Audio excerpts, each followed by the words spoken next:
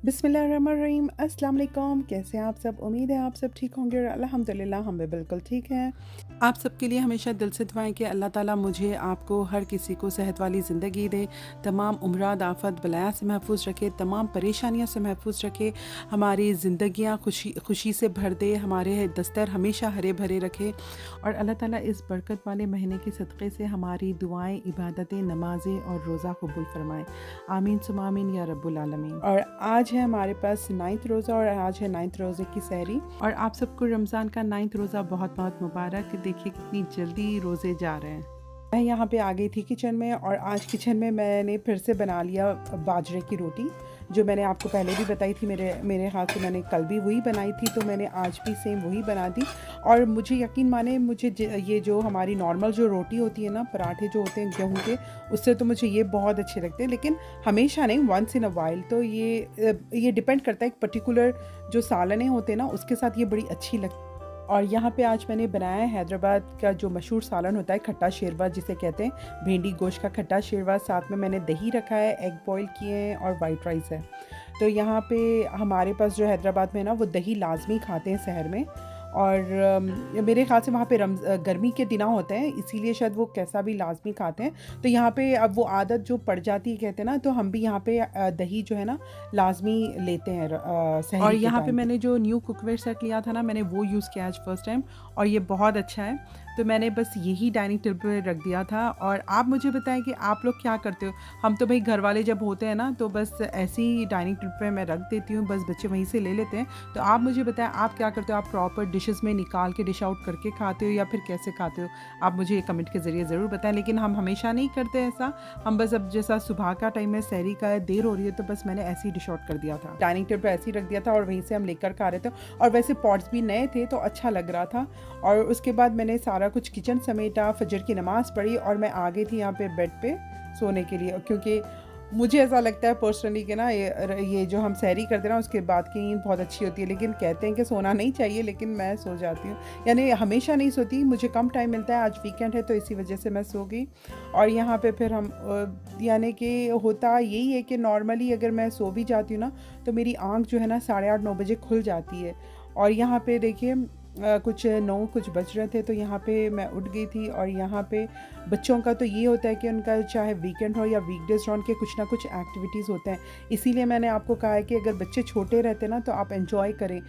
हमको ऐसा लगता है कि भाई छोटे बच्चे जो होते हैं ना, बड़ी मुश्किल होती है उनको पालने, बड़ा करने, ये सारा कुछ उनका वो, यानी बड़े बच्चे बहुत ईज़ी गोइंग होते हैं। हाँ, सही बात है, बड़े बच्चे ईज़ी गोइंग होते हैं, आपको छोटे बच्चों के जैसा पीछे नहीं लगना पड़ता है। लेकिन आपको रिस्पॉन्सिबिलिटी बहुत ज़्यादा बढ़ जाती है बड़े बच्चों से, और उनके जो एक्टिविटीज़ शुरू हो जाते हैं ना, तो फिर आपको सुकून नहीं रहता है। बच्चे घर पे नहीं रहते, उनके कुछ ना कुछ एक्टिविटीज़ होते हैं, कुछ ना कुछ क्लासेस होते हैं, ये सारी चीज़ें होते हैं।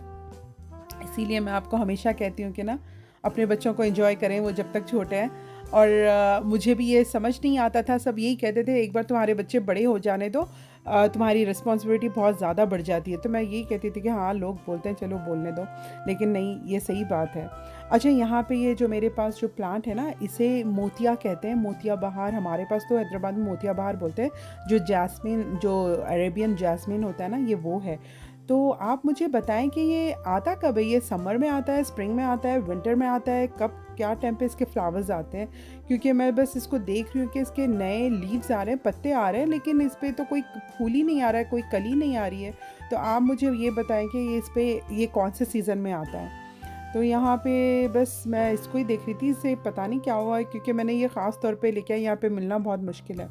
और यहाँ पे देखिए, अब मेरे हाथ से कुछ 4 बज रहे थे ऐसा कुछ ना, तो अगेन नमीरा जो है ना, नमीरा को कुछ जाना था, नमीरा अफ़ान को कहीं कुछ था, उनका एक्टिविटी ऐसा कुछ थी, सैटरडे संडे रहो कुछ भी रहो उनकी होती है, तो वो वहाँ पे चले गए। और मैं यहाँ पे फिर असर की नमाज़ पढ़ के जो है ना, ज़ोहर और असर की नमाज़ मैंने पढ़ ली थी, और उसके बाद मैं आ गई किचन में। अच्छा, आज हमारे किचन में बन रहे हैं दही वड़े।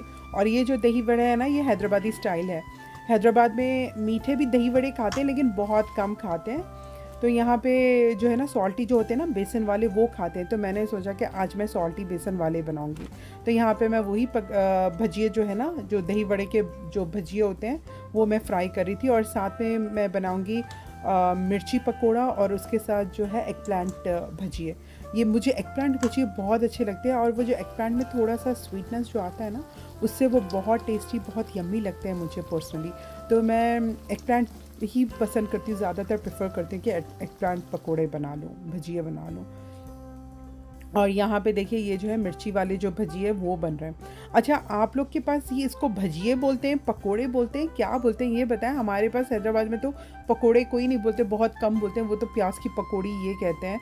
लेकिन ये जो है ना ये आलू के भजिए, मिर्ची के भजिए और बैगन के भजिए, ये एग प्लांट के भजिए यही कहते हैं। तो आप मुझे बताएं आपके पास ये क्या कहते हैं, पकोड़े कहते हैं या भजिए कहते हैं। अच्छा, यहाँ पे क्या हो गया कि ना मेरे बच्चे जो है ज़्यादातर ज़ियान है ना, उसको ये बहुत ज़्यादा पसंद है ये चिकन टेंडर्स।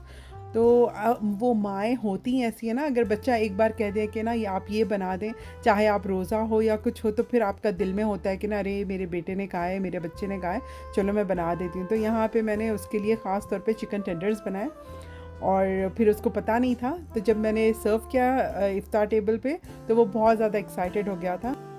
और यहाँ पे हमारा इफ्तार टेबल रख गया। यहाँ पे मैंने चिकन टेंडर्स बनाए हैं, साथ में जो है मिर्ची वाले भजिए और एग प्लांट वाले भजिए, खजूर था, और ये हैदराबादी स्टाइल दही बड़ा था सॉल्टी वाले, और इसके साथ जो है ब्लैकबेरी यूज़ू ड्रिंक था, और रूह अफ़ज़ा भी मैंने रख लिया था साथ में। और आप देख रहे हो फ्रूट्स है, लेकिन फ्रूट्स बस शो के लिए है, क्योंकि मेरे बच्चे बिल्कुल भी नहीं खाते। मैं इनको फोर्स करके भी दे दूँ ना तो वो फिर नहीं खाते। तो अभी मैं सोच रही हूँ कि नेक्स्ट टाइम से ना इसका अगर मैं फ्रूट चाट बना लूँ ना, वो तो बिल्कुल भी नहीं खाएंगे। तो मैं सोच रही थी कि ना कुछ मैं इसका करूँगी फ्रूट्स का, वरना ये नहीं खाते हैं। और अल्हम्दुलिल्लाह हमारा इफ्तार का टेबल रेडी है, और अल्लाह ताला हमेशा मेरे और आपके हर किसी का दस्तर जो है हमेशा ऐसे ही हरा भरा रखे।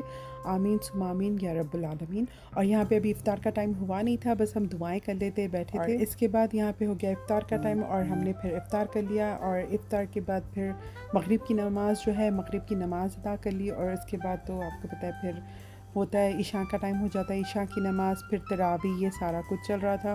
और बीच में जो है हमारी यानी कि जो हमको टाइम मिलता था ज़ोहर से असर के बीच, या फिर हम 10-11 बजे उठ जाते थे, उसके बाद तो कुछ घर पे काम होता नहीं है, क्योंकि सबसे बड़ा काम तो पकाना होता है। अभी तो रमज़ान में पकाने की कोई ज़रूरत नहीं है कुकिंग की, तो बस फिर वो टाइम जो है ना हम कुरान की तिलावत के लिए यूटिलाइज़ कर लेते हैं। तो बस आज का मेरा वीडियो इतना ही था। अगर आपको वीडियो मेरा पसंद आया तो लाइक शेयर कमेंट ज़रूर करें, और आपने अब तक मेरा चैनल सब्सक्राइब नहीं किया तो सब्सक्राइब भी लाजमी कर दें। और आप मुझे कमेंट के ज़रिए ज़रूर बताएं कि आपको मेरे वीडियोस कैसे लगते हैं। इंशाल्लाह फिर मिलती हूँ। Till then, eat healthy, live healthy and enjoy the life. और अपनी ख़ास दुआ में मुझे और मेरी फैमिली को ज़रूर याद रखें। इंशाल्लाह फिर मिलते हैं। टेक केयर, अल्लाह हाफ़िज़।